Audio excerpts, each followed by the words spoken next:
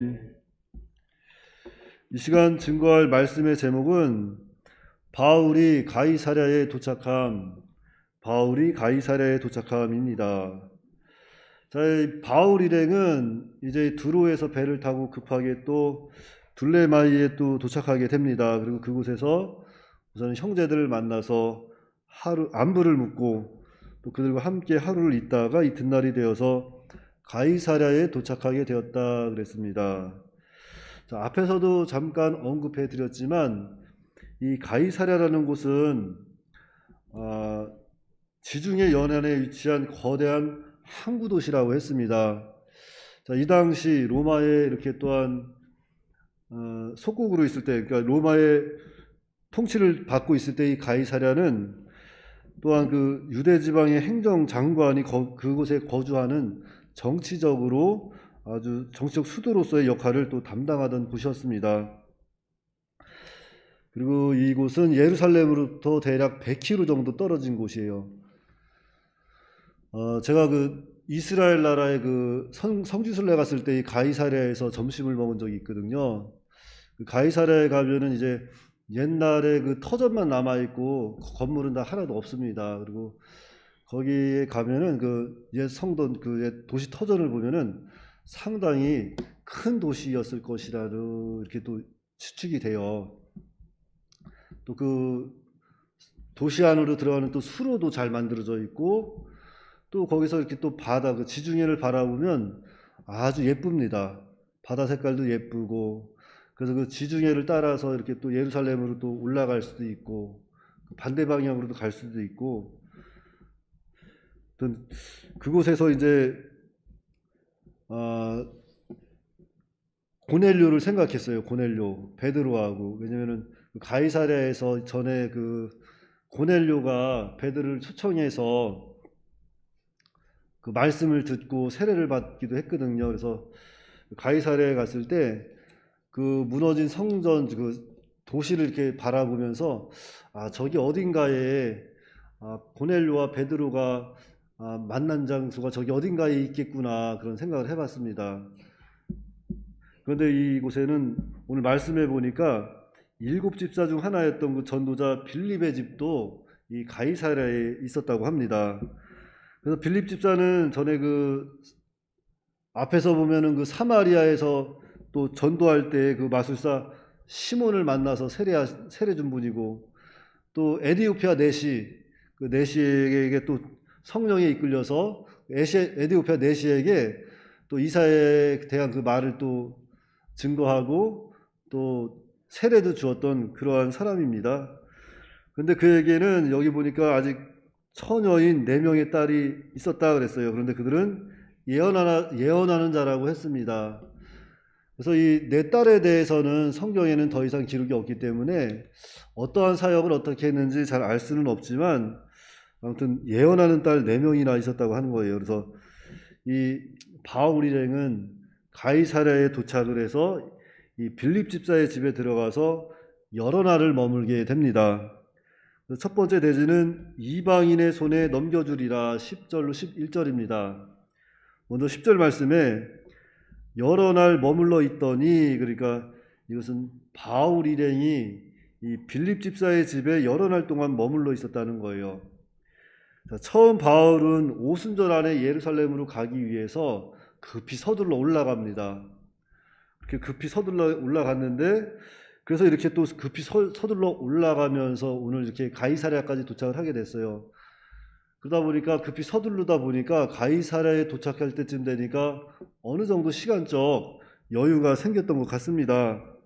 그래서 이렇게 가이사랴에 있는 빌립 집사의 집을 찾아가서 여러 날 머물면서 그 3차 전도 여행 기간 동안 육신적으로 이렇게 지친 몸과 영혼을 이렇게 휴식하고 또한 예루살렘에서 이제 해야 할 일들 그 성령에 매여서 올라가니까 이제 어떻게 어떤 일을 할지 모르니까 그 일에 대해서 또 기도하면서 이렇게 준비하는 시간을 가질 것으로 보입니다.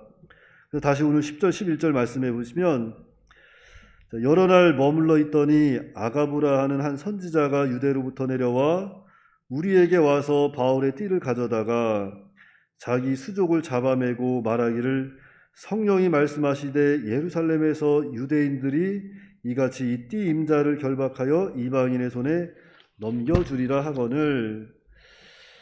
자, 이제 바울 일행이 가이사랴에 있는 빌립 집사에 머물러 있었는데 유대로부터 한 선지자가 내려옵니다. 그 사람의 이름은 이 아가야라는 선지자예요.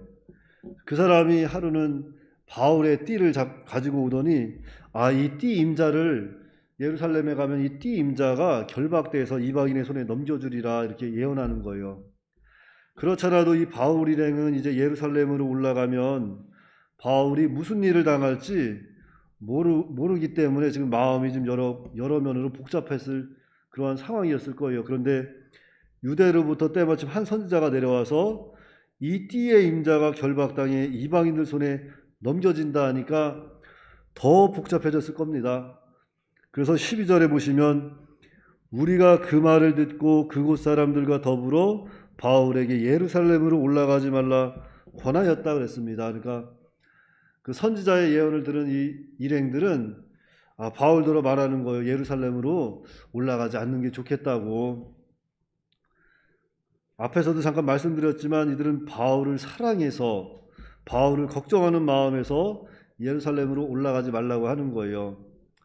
우리도 보통 그렇잖아요. 어떤 큰 일을 앞뒀을 때 그것이 좀 위험한 일이 될 것 같고 좀 고난의 길이 될 것 같으면은 이런 말들 하죠.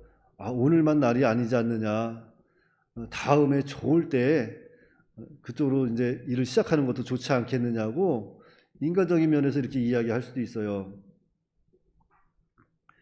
아마 그런 면에서 이 제자들이 일행들이 바울에게 이렇게 또 권했던 것 같습니다.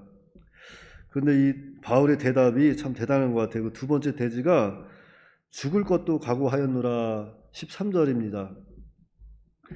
13절 말씀에 바울이 대답하되 여러분이 어찌하여 울어 내 마음을 상하게 하느냐.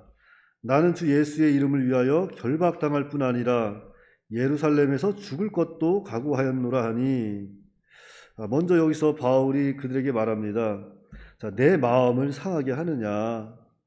여기서 상하게 한다. 이것은 헬라어 신드리프 톤테스란 단어입니다. 그러니까 그 뜻은 두들겨 깨뜨린다는 뜻이에요.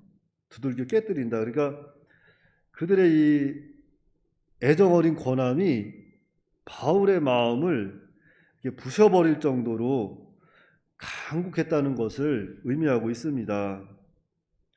그런데 이것은 성령의 일을 방해하는 것은 아니고 그들의 그 충성어린 애정, 그 사랑을 바울이 마음 깊이 이해하고 있다는 거예요. 그러니까 바울은 자신을 사랑해주고 자신을 아껴주고 위해주는 마음을 생각할 때 그 마음은 참 고맙고 감사한 일이죠. 사실 바울이 받기엔 너무나 과분한 마음이라고 생각할 수도 있었을 거예요. 그래도 하지만 이 바울은 담에색에서 만나주신 그 예수님, 우리 주님을 잊을 수가 없었던 것입니다. 참 죄인 중에 괴수인 바울, 참 그리스도인 기독교인들을 잡아 죽이려고 쫓아가던 그 바울을 주님이 만나주셔서 이렇게 또한 사랑으로 품어주신 그 은혜를 잊을 수가 없었던 거예요. 그러니까 그 은혜를 생각할 때는 내가 정말 이 주와 복음을 위해서라면 내 목숨 하나 기꺼이 바칠 수 있다. 이렇게 제자들에게, 그 함께 있는 사람들에게 이야기했던 겁니다. 그러니까 주와 복음을 위해서라면 이 한 목숨 기꺼이 바치겠습니다. 참 이러한 믿음의 자세가 사실 오늘 우리에게도 필요합니다. 그 세 번째 대지는 주의 뜻대로 이루어지이다 14절입니다. 그가 권함을 받지 아니함으로 우리가 주의 뜻대로 이루어지이다 하고 그쳤노라. 자, 그가 권함을 받지 아니하였다. 그러니까 바울이 설득이 되지 아니하였다는 거예요. 이들은 바울이 걱정돼서 어떻게 해서든지 설득해서 다음 일을 도모하고 또 그뿐만 아니라 하나님의 일을 할 일이 많지만 왜 굳이 어려운 길을 가려고 하냐 이렇게 많이 설득을 하려고 했지만 바울이 설득이 당하지 않는 거예요. 자, 왜 그랬을까요? 이 바울에게 있어서 지금 이 예루살렘에 올라가는 것은 바울도 성령의 메인 바 올라가는 겁니다. 그러니까 바울은 지금 순종하는 것, 지금 이 시간, 지금 이때 순종하는 것, 순종해서 예루살렘으로 올라가는 것이 주님의 뜻인 것을 확실하게 깨닫고 있었던 거예요.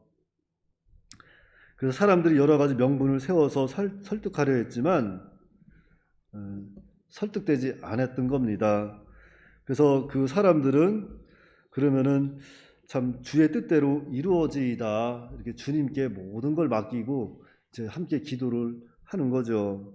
그래서 주의 뜻대로 이루어지이다. 그러니까 자, 우리가 여기서 한번 생각해 봐야 할 것은 이번 사건을 통해서 바울 일행과 그곳에 있던 사람들은 사실 인정선을 뛰어넘는 그러한 믿음의 자리까지 나아가게 됐던 거예요. 사실 우리가 신앙생활하면서 여러 가지 인정선이라든지 학연이라든지 혈연에 매여서 하나님의 일을 때로는 그르칠 때가 많이 있습니다. 이것이 주의 뜻임에도 분명한데 때로는 학연지연, 혈연에 매여서 그것을 틀어버리는 경우가 많이 있어요.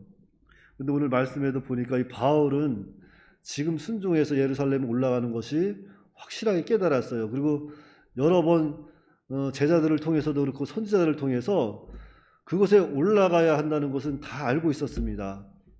하지만 그 인정에 매여서 살아가는 마음으로 이렇게 또한 권했었지만 그들은 권하는 가운데 그 시간을 통해서 주님의 뜻을 이루어지는 것이 그의 우선적인 것을 확실하게 깨닫게 된 거예요. 그래서 오늘 말씀을 통해서 우리가 기억해야 할 것은, 자, 우리가 신앙생활을 하면서도 이 하나님의 말씀은 지금 순종해야 한다는 겁니다. 나중에 순종하는 것이 아니라 하나님의 말씀은 지금 이 시간 한 걸음 한 걸음 순종해 나아갈 때 하나님의 역사가 있다는 거예요.